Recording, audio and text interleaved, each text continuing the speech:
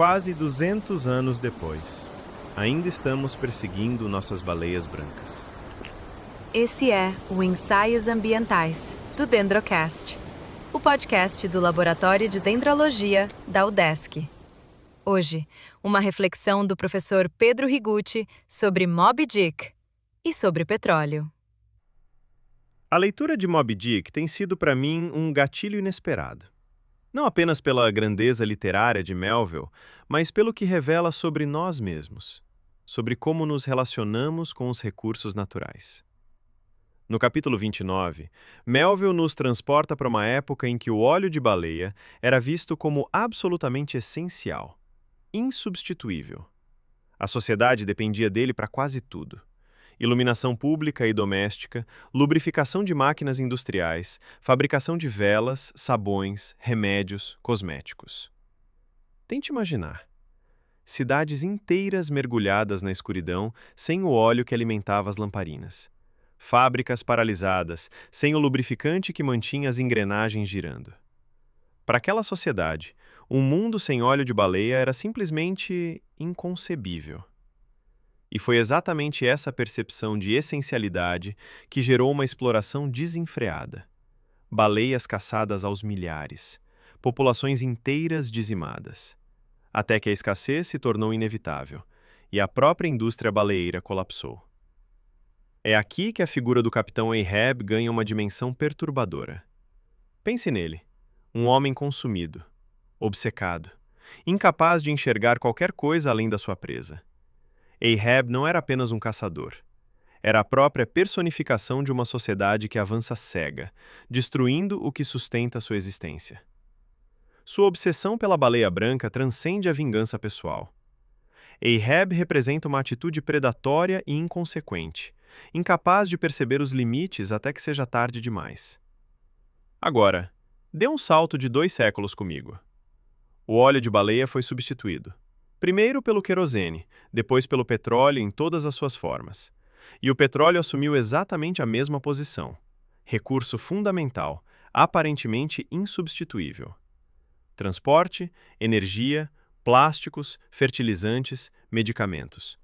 Nossa civilização está tão entrelaçada ao petróleo quanto a sociedade do século XIX estava ao óleo de baleia.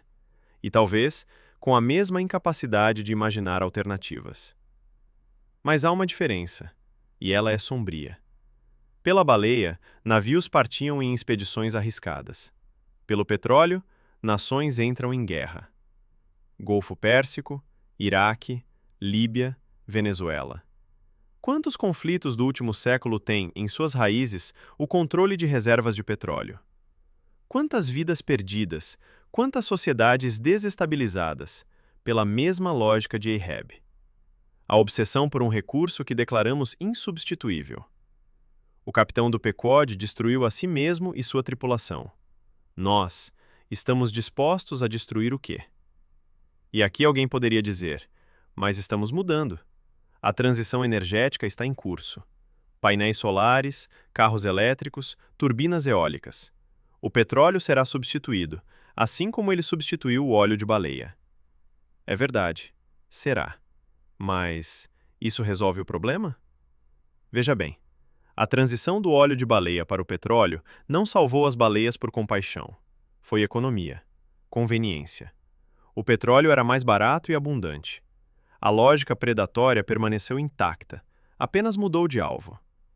E agora? A transição energética vai exigir lítio, cobalto, terras raras, minerais extraídos em condições muitas vezes devastadoras.